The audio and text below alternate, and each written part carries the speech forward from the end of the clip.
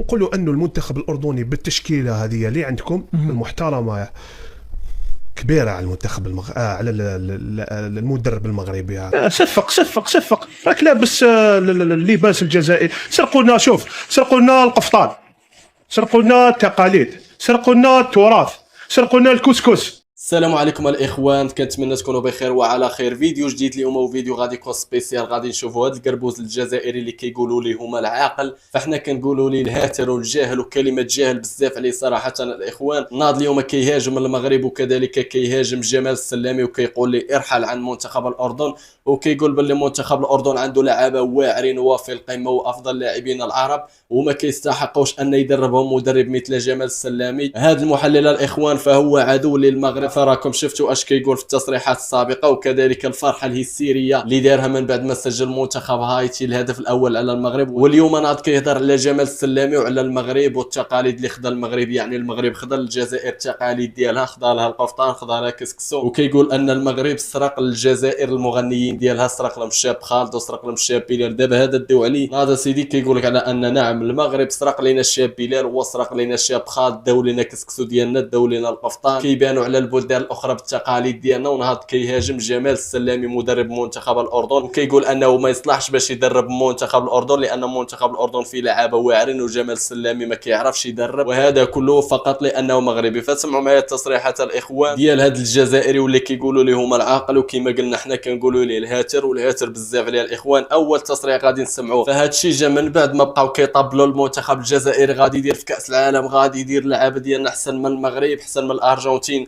فاش لقاو المنتخب الجزائري ما دار والو، ما قدرش يعبر حتى للدور 32 من كاس العالم، ناضوا كيهاجموا في المغرب وكيقولوا في هذه الهضره. فسمعوا معايا التصريحات هذو الاخوان واعطوني الاراء ديالكم في التعليقات. روحوا الفيديو الرابع اللي هو دائما عبالك دائما محور جدل وشد وجذب، خاصة في مواقع التواصل الاجتماعي.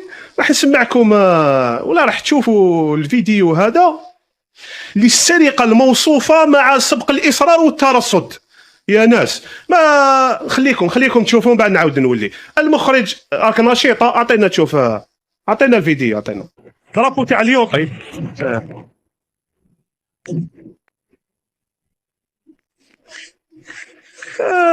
شوف يا ناس، شوفوا، لا إله إلا الله محمد رسول الله. صحانية الوجه، والله غير صحانية الوجه. أنا صفق راك لابس اللباس الجزائري. سرقوا لنا، شوف، سرقوا لنا القفطان، سرقوا لنا التقاليد، سرقوا لنا التراث، سرقوا لنا الكسكس، سرقوا لنا المقروط، سرقوا لنا الحلويات التقليديه. صدق او لا تصدق. واش يعجبك الحاجه اللي عبالك راسك يحبس؟ راني كي تشوف الفيديو هذا تشوف انه حتى الموسيقى سرقوها. سرقوا لنا دي جي سنيك جزائري وكما يقولوا فنان عالمي. سرقوه. ما اكتفوش انهم سرقوه اللباس التقليدي تاعنا تاع الجزائر، يجبا قبايله سرقوها. سرقوا لنا حتى المغني الفنان الجزائري. لا ودي حشموا شويه.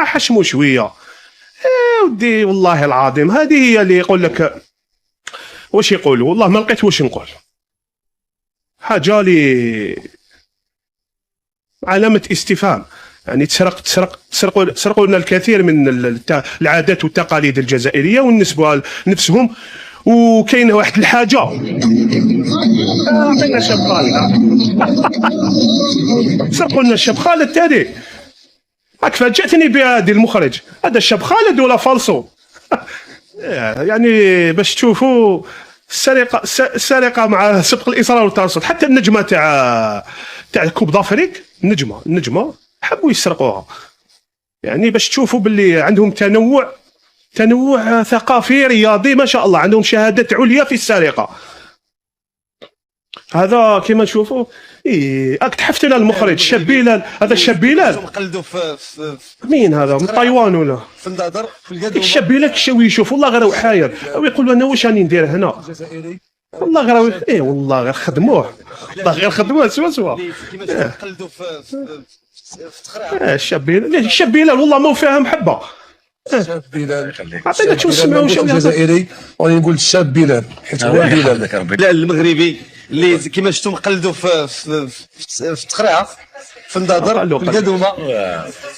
تعرف بلا ما يجيب خبر. الشاب بلال، ما نقولش الجزائري ولكن نقول الشاب بلال، حيت هو بلال. بلال المغربي اللي كيما بلال المغربي الله يبارك. عندنا كاين شاب بلال واحد وشاب خالد واحد وشاب مامي واحد، وسرقوا حتى الغنية تاع درياسة، رابح درياسة الله يرحمه. والله غير شوف نكمل بها انا، نعترف بالامر الواقع اللي رانا عايشينه. خلاص راح نستعرف، حبس علينا نحينا هذا الشاب خروط وهذا شاب. فكيما شفتوا الاخوان، هذا الاعلامي الجزائري واللي كيقولوا لهم العاقل، راكم سمعتوا اش قال على المغرب الاخوان. هذا القربوس كيهضر من بلادو، عنده حرقه في قلبه صراحه وفي دماغه. والاخوان اكبر كيابوس ليه هو المغرب والمنتخب المغربي سالينا. فمن بعد الهزيمات القاسيه في كاس العالم ما بقاو كيقولوا حتى حاجه على المنتخب ديالهم، لانه بين على الضعف ديالو في بطوله كاس العالم منذ البدايه. هو كيخسر ماكينات الثلاثيه اللي استرق ليهم ميسي، والاداء لا حول ولا قوه الا بالله. ناضوا في الاول في بدايه المونديال كيهضروا على كاس العالم، وهذه داروا لنا الاريره في روسنا. رياض محرز احسن من ليونيل ميسي، هذا بن 70 احسن من غوارديولا ولا رونالدينيو ولا واش كيقولوا هما. ناضوا بقاو كيهضروا على الكره فاش صدامهم المنتخب المغربي اللي كانوا كيهضروا عليه في الاول. كيقول لك على انه عيان ما غادي يدير حتى حاجه، غادي تقصف دار المجموعات من بعد ما تاهل في المباراه الثانيه فقط ديالهم. ما عندوش هو مع التطوال، صافي سالينا مع البدايه تاهل الدور القادم برصيد 7 نقاط، يعني واحد الرصيد اللي مشرف للمنتخب المغربي. لقاو المنتخب الجزائري يلاه مازال كيتقاتل باش يمر للدور 32. ما بقاو لاقين ما يقولوا على المنتخب الجزائري انه دار، انه فعل، انه افضل من هذا افضل من هذا. ناضوا كيهاجموا في المغرب وكيقولوا باللي سرق لنا القفطان والتراث والكسكس الحلوه. قال لك هذاك الفقاصه الاخوان سرقنا عليهم حنايا المغاربه. ودابا غادي نشوفوا التصريح ديالو على جمال السلامي مدرب منتخب الاردن فقط لانه مدرب مغربي.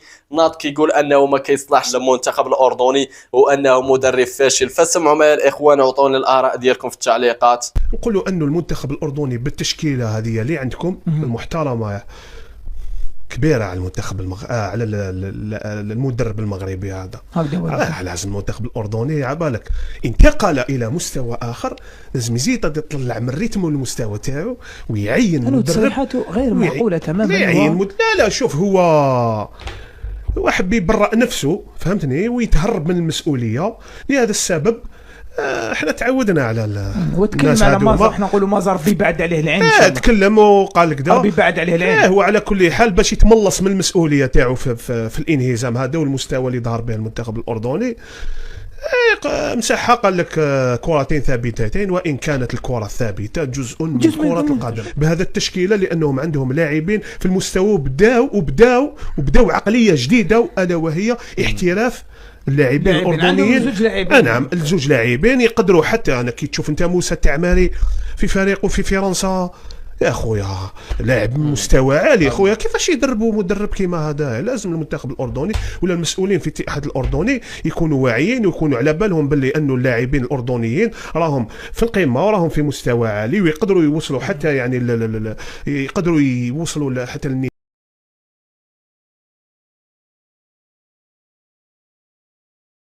وهي احنا الصراحه اللعابه ديال الاردن عارفين مواعرين قبل ما يجي جمال السلامي، لانهم عمرهم وصلوا لنهائي كاس اسيا. حتى جا جمال السلامي عاد وصلهم لنهائي بطوله كاس اسيا بعد ما كنا المنتخب الاردني ما سامعينش به كاع في كره القدم. حتى جا جمال السلامي الله يخلف عليه ورفع من القيمه ديالهم وكذلك من الالقاب ديالهم والتنقيطات ديالهم، ولاو كيحتلوا المراكز الاولى في الدوري الاسيوي. بينما هذا العاقل كما كيقولوا هما جا كيقولها التصريحات على ان جمال السلامي ما يصلحش بتاتا المنتخب الاردني، والمنتخب الاردني عنده افضل لاعبين العرب، لهذا خاصهم يجروا على المدرب المغربي. وقال لك ما فهمتش انا كيفاش منتخب بحال الاردن تجيب مدرب بحال جمال السلامي بحال ذاك بيتكوفيتش اللي ما قدرش يعبر بهم حتى للدور 32 من كاس العالم. وراكم شفتوا المنتخب الاردني ما فازوا عليه بواحد الهدف بصعوبه جدا. صدقات لهم في واحد الكورنير ماركاو بيه الاول، صدقات لهم في كورنير الثاني ماركاو بيه الثاني، يعني ربحوا غير زهر وصافي. ناض كذلك كيقول لك ان المغرب سراقين والدور ديالهم هو السرقه، سرقوا لنا القفاطن والكساكيس والحلويات